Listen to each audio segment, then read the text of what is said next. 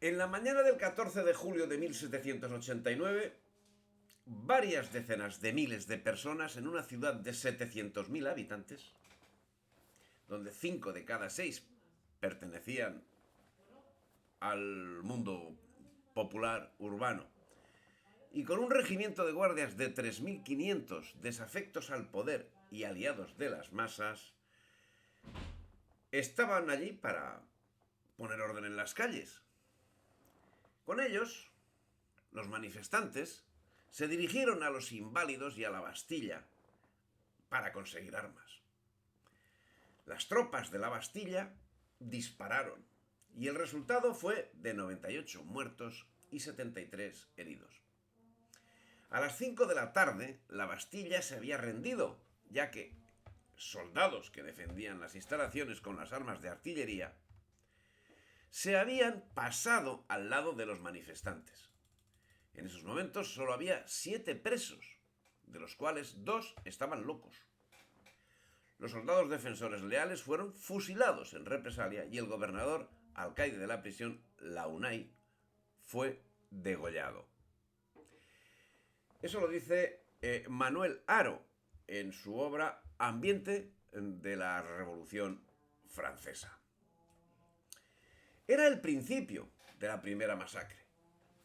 La burguesía se organiza un parlamento, y el tiempo pasa muy deprisa, ya nada será igual. Pero el parlamento no se pone de acuerdo y las masas se organizan al margen. El poder de las masas se desboca y los representantes populares manipulan la situación en un totum revolutum que crea una corriente de alcantarilla que todo lo traga. En esa situación, el 26 de agosto de 1789 se proclama un decreto que marcaba 15 días a los religiosos para abandonar Francia. Millares de sacerdotes se pusieron en marcha para marcharse de Francia. En los países de alrededor encontraron siempre una buena acogida. Los religiosos que se quedaban lo hacían a título de servidores de la revolución, sometiendo los principios éticos y religiosos a las órdenes del poder establecido, o sea, de la anarquía. Por su parte, los sacerdotes que se mantenían fieles a la doctrina y no habían huido de Francia serían conocidos como refractarios y serían perseguidos y ejecutados. Sacerdotes refractarios que eran conducidos a la prisión de la abadía fueron asesinados durante el camino por la guardia de escolta, compuesta de federados, marselleses y bretones. De entre ellos se salvó uno, el abate Sicard, maestro instructor de sordomudos, y que era reconocido por uno de los hombres entre la multitud que rodeaba a los prisioneros. Una banda formada por distinta gente de distinta extracción se dirigieron a los carmelitas, donde estaban encerrados muchos sacerdotes conocidos como refractarios, que fueron inmolados a tiros, a golpes de sable, a golpes de palos. Posteriormente, al anochecer, le tocó el turno a los prisioneros de la abadía, donde el comité de vigilancia del ayuntamiento intervino. Y decían: camaradas, se os ordena el juzgar a todos los prisioneros de la abadía sin hacer excepción, salvo solo el abate L'Enfant, al que pondréis en un lugar seguro. El abate L'Enfant, que había sido confesor del rey con anterioridad, tenía un hermano que pertenecía al comité de vigilancia del ayuntamiento. Bien, el caso es que un simulacro de tribunal, presidido por Stanislas Maillard, fue improvisado. Y Maillard, cogiendo en sus manos el libro registro de la prisión, llamaba a los que estaban señalados en ese libro y les interrogaba. Y luego consultaba la pena que tenía que aplicar a los asesores. En caso de condena, Maillard gritaba: ¡dadle suelta! Y las víctimas salían y se iban hacinando en el exterior. Petillon, que estuvo en la Force el día 3 de septiembre, nos cuenta que los hombres que juzgaban y los que ejecutaban lo hacían con la misma seguridad que si las leyes les hubieran llamado a llenar tales funciones. Me hacían notar y alababan, dicen, su justicia y la atención que prestaban a distinguir los inocentes de los culpables y a tener en cuenta los servicios que cada uno de los juzgados hubiera podido haber prestado. La matanza continuó los días siguientes en otras prisiones. En la Force, a la 1 de la madrugada, en la Conserjería, en la mañana del día 3, luego en San Bernardo, en el Châtelet, en San Fermín, en Salpêtrière, por último el 4 de septiembre en Bicêtre. La embriaguez de sangre era tal que indistintamente se daba fin a los presos por delitos comunes que a los de derecho político, a las mujeres que a los niños. Ciertos cadáveres, como el de la princesa de Lamballe, sufrieron afrentosas mutilaciones. La cifra de muertos varía según quien la calcule, y va entre los 1110 y los 1400. De los periódicos girondinos, y en aquellos entonces lo eran casi todos, o hicieran la apología de matanzas o alegaron en su favor circunstancias atenuantes. El secretario de Danton, Fabre de Eglantine, hizo una calurosa apología de las matanzas y las representó como ejemplo al resto de Francia. Bien, la actitud revolucionaria era de la más pura destrucción. Destrucción de lo físico, destrucción de lo espiritual, destrucción de lo humano, destrucción por destrucción. Fieles a la esencia que componía sus pobres y deterioradas mentes, consideraban que todo debía ser reducido a la esencia de la que ellos estaban formados, por lo que destruían arte, bienes y seres humanos sin que ello alterase para nada su espíritu. La guerra contra la Iglesia que se inició en aquellos momentos fue en primer lugar una batalla contra la Iglesia, en el sentido físico del término. Confesionarios, sillerías, cátedras admirablemente labradas fueron usadas como leña. Y luego ese mismo ejemplo seguiría en España en siglos posteriores, tanto en el siglo XIX como en el siglo XX, en la Cruzada de Liberación de 1936-1939, eso mismo hicieron. Cálices, crucifijos, copones, todo se enviaba a fundir sin que importase el arte, la antigüedad, la elegancia, sin que importase nada. Incluso la catedral de Chartres estuvo condenada a la destrucción con el visto bueno de la administración local. Su supervivencia relativa, puesto que fue absolutamente devastada, se debe a que, de haber sido demolida, sus escombros habrían impedido la circulación de coches de caballos por las calles.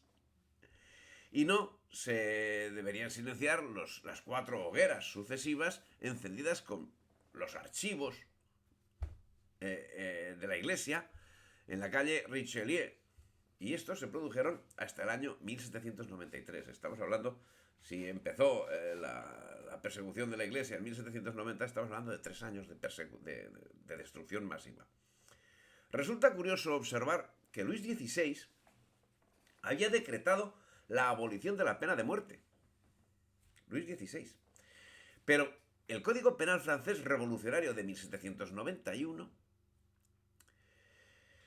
recogió la pena que había sido abolida y finalmente fue aplicada al mismo rey y a su esposa, María Antonieta. Y se ordenó la aplicación general del sistema de decapitación, ya no solo para los nobles, sino para todos, absolutamente para todo el pueblo.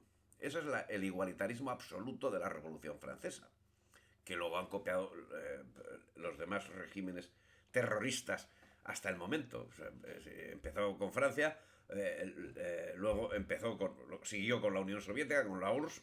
Precisamente Lenin salió cantando la Marsellesa cuando se dirigía a Rusia para iniciar la Revolución Rusa. Y por supuesto la persecución religiosa y la persecución contra toda moral en España ya desde el año 1931 hasta que la República fue vencida por el pueblo español en 1939, pues se siguió desarrollando igual, ¿no? O sea, las autoridades revolucionarias hicieron un uso terrorífico de la pena capital, algo similar a lo que el terrorismo en España, que tanto ha significado en beneficio del sistema democrático de la España del 78, el terrorismo de ETA y de Grapo, etcétera, etcétera, pues hicieron lo mismo. O sea, hicieron lo mismo. Lo que había era había que eliminar a los contrarrevolucionarios, había que eliminar a los opositores. Robespierre, tras abrogar por la abolición de la pena de muerte en 1791, hay que ver lo que cambian las cosas, posteriormente condenó a muerte a montañas de personas, antes de ser guillotinado él mismo. Entre 1793 y 1794, durante el periodo del terror, fueron ejecutadas en Francia, con o sin sentencia judicial, alrededor de 40.000 personas. Son muchas las estimaciones en cuanto a la cifra de ejecutados. Las más condescendientes la dejan en 16.000. Ateniéndonos a la cifra más moderada de ejecutados por los jacobinos, nos encontramos que en 2 años de actuación, solo en Francia, el número de ejecuciones fue de 2.700, el 2.700%, de las que en 350 años llevó a cabo la Inquisición en toda la hispanidad. El 2.700%. En 2 años contra 350 años. Lo que es lo mismo, acoplando los plazos y las cifras, 472.500 veces más letal que la tan denostadísima y santa Inquisición. Con una peculiaridad. Cada proceso de la Inquisición era eso, un proceso, con acusación, defensa, pruebas, dilaciones, recursos y delito comprobado del que el reo no se arrepentía. Algo, ninguna de las cuyas circunstancias puede aplicarse precisamente a los procesos democráticos jacobinistas. En 1792, al grito de que el terror esté en el orden del día, es el único medio de despertar al pueblo y obligarle a que se salve a sí mismo, la asamblea, que se encontraba inmersa en gritos del populacho reclamando pan, invitaba a los obreros a que cesasen en su trabajo al siguiente día para acudir en masa a la asamblea. Que la rodee, como hizo el 10 de agosto, el 2 de septiembre y el 31 de mayo, y no abandone su puesto hasta que la representación nacional haya tomado las medidas adecuadas para nuestra salvación.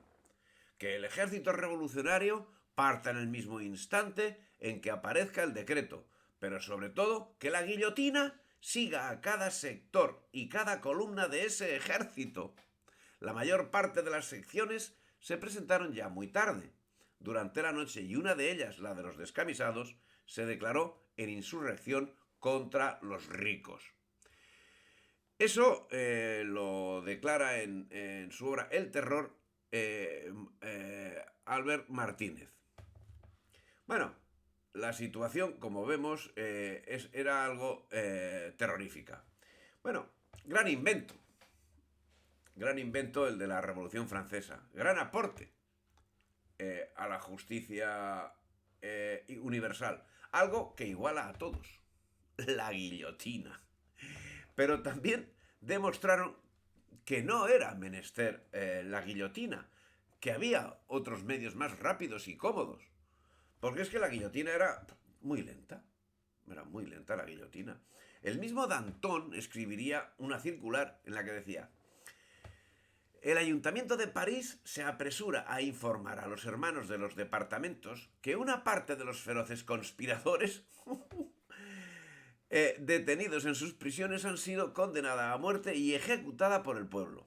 Acto de justicia que le ha parecido indispensable para contener por el terror a la legión de traidores ocultos en sus muros, en el preciso momento en que iba a marchar en contra del enemigo, y sin duda la nación entera, después de la larga serie de traiciones que la han conducido al borde del abismo, andará solícita en adoptar este medio, tan necesario a la salud pública. Circular superflua. Las provincias no necesitaban que se les pusiera a París como ejemplo. A veces se habían adelantado a la capital. Pero, a pesar de la lentitud, debemos reconocer que por su espectacularidad la guillotina se convierte en un protagonista principal, alrededor del cual un populacho sediento de sangre conduce sin pausa a todo el que es considerado enemigo, sin atenerse a minucias de juicios, rémoras, en definitiva, del antiguo régimen. Las personas que perseguirán serán reflejadas en ley. Decía, son personas sospechosas. Primera, aquellos que por su conducta, relaciones, palabras o escritos se hayan mostrado partidarios de la tiranía o el federalismo y enemigos de la libertad. Segundo, aquellos que no puedan justificar en la forma prescrita por el decreto del 21 de marzo sus medios de existencia y el cumplimiento de sus deberes cívicos. Tercero, aquellos a quienes se haya rehusado los certificados de civismo. Cuarto, los funcionarios públicos suspendidos o destituidos de sus funciones por la Convención Nacional o sus comisarios y que no hayan sido reintegrados a sus puestos. Quinto, los anteriormente miembros de la nobleza, maridos, mujeres, padres, madres, hijos o hijas, hermanos o hermanas y agentes de los emigrados que no hayan manifestado constantemente su afecto a la revolución. Sexto, los que hayan emigrado en el intervalo entre el 1 de julio de 1789 y la publicación del decreto de 30 de marzo de 1792, aunque hayan vuelto a Francia en el plazo señalado en ese decreto o anteriormente. Este texto, tan elástico, contenía una terrible amenaza, no solo para los verdaderos sospechosos, sino para todos los que podían molestar al gobierno, incluso los indiferentes y los tímidos, puesto que englobaba hasta a los ciudadanos cuya única falta era no cumplir sus deberes electorales. Comprendía, en la medida, a los funcionarios, puesto que a la destitución de los infieles o tibios seguiría instantáneamente su reclusión. En fin, la clientela de la guillotina era bastante amplia. Resulta curioso que los ilustrados, los padres de la guillotina, se esmeren tanto en denigrar la imagen de la Inquisición española que en 350 años llevó al patíbulo a un máximo de 1.600 personas, todas debidamente procesadas y tras haber sido analizado su caso pormenorizadamente y de acuerdo a una legislación que se aplicaba a todos por igual, mientras que fomentan un estado de terror indiscriminado destinado a segar la vida a un número indeterminado de personas que se encuentran exentas de todo tipo de garantía personal. Tengamos en cuenta que si la Inquisición perseguía a un judaizante o a un protestante o a cualquier persona que incurriese en algún delito tipificado, era primero investigado y cuando había pruebas suficientes era arrestado y conminado a que se confesase. Si el delito no era confesado y sí probado, el acusado era reo de la sentencia que se le aplicase según la norma, lo cual daba una garantía procesal que no tenía reflejo en la ley, bueno, si se le puede llamar ley, de los revolucionarios franceses. Con esa ley, el Comité de Salud Pública es investido de una preeminencia, de un derecho de inquisición y vigilancia sobre todos los demás comités que hasta entonces eran sus iguales. En la actualidad posee la realidad del poder, puesto que puede formar los otros comités a su gusto, depurarlos y dominarlos. En principio, eran unas facultades que podrían equipararse a las que tenía ciertamente la Inquisición en España, pero con una falta de legislación que, la misma que a la Inquisición le sobraba, la legislación, bueno, con una falta de legislación de referencia para aplicar el derecho que convertía al Comité de Salud Pública en el centro de carnicería en que se convirtió la Revolución Francesa. Y es que mientras la Inquisición española se tomaba los asuntos con una tranquilidad infinita, analizando todos los pormenores, por ridículos que pudiesen parecer, lo cual limitaba los procesos, que no llevaban a los encausados a la cárcel hasta que era aprobada lo que los jueces entendían por culpa, los revolucionarios franceses, en Francia, aplicaban una ley sobre aceleración de los juicios que debía tener como fatal consecuencia un aumento en el número de las condenas. Desde el 6 de agosto al 1 de octubre se habían pronunciado 29 sentencias de muerte, 9 reos de deportación y 24 en libertad, sin contar 130 sobreseimientos. En los meses siguientes, hasta el 1 de enero de 1794, de 395 acusados, fueron puestos en libertad. De 395 acusados, 194 fueron puestos en libertad, 24 castigados con deportación, prisión o trabajos forzados y 177 condenados a muerte, de los cuales 51 lo fueron en octubre, 58 en noviembre y 68 en diciembre. Pero no quedaba ahí la cosa, y mientras la Ilustración arremetía contra los métodos de la Inquisición, a comienzos de 1794 la Convención de Robespierre decidió el exterminio de los vandeanos, hasta el último hombre, mujer y niño. Si la Revolución Francesa fue la primera ideología moderna, fueron las masacres de la Vendée el arquetipo de los genocidios modernos. Al menos 300.000 personas fueron masacradas durante este tiempo, y aquellos de los intrusos que se rehusaron a hacer el trabajo fueron fusilados o apresados con salvajismo. Dividamos la cifra de la Vendée, solamente de la Vendée, por 4 o por 400, por cuanto queramos. La dividimos, para hacer una media, por 100. Recordemos que en 350 años de Inquisición fueron, en toda la hispanidad, el medio mundo físico, fueron condenados a la hoguera un máximo de 1.600 personas, de las cuales aproximadamente la mitad fueron incineradas en imagen, en efigie. Y recordemos que además todos los condenados por la Inquisición conocieron un proceso minuciosísimo y que siempre se podían salvar arrepintiéndose de la falta que eran acusados. El Tribunal de París no era exactamente igual. El Tribunal de París era, como digo, especialista en la represión. En los países entregados a la guerra civil se recurrió a los métodos militares. La ley de 19 de marzo de 1793, dictada contra los vandeanos, creó comisiones militares de 5 miembros, que condenaron a muerte a los rebeldes cogidos con las armas en la mano, solo con la comprobación de su identidad. En cuanto a los rebeldes detenidos sin armas, fueron llevados en principio ante los tribunales ordinarios de lo criminal, donde se les juzgaba revolucionariamente, o sea, sin apelación y sin recurso. Actitud que no tiene parangón. Si la Inquisición fue creada para evitar las matanzas que se habían producido en toda Europa, y también en España, sobre los judíos, la Convención de Robespierre se creó justamente para lo contrario, y unos y otros consiguieron su objetivo. Para mayor rapidez, los fusilamientos y ametrallamientos acabaron supliendo la guillotina, considerada como demasiado lenta. El 14 de Frimario, otra, que corresponde al 4 de diciembre, 60 jóvenes fueron sentenciados a ser cañoneados en la llanura de Broteaux. Fueron agarrotados de 2 en 2 y colocados entre 2 fosos paralelos cavados para recibir sus cuerpos. La descarga de los cañones solo mató a la tercera parte, y el resto tuvo que ser rematada a tiros. Al día siguiente, 208 sentenciados fueron fusilados en el mismo lugar. 67 el 18 de Frimario, recordamos, bueno, el 8 de diciembre. Y 32 el 23 del mismo mes.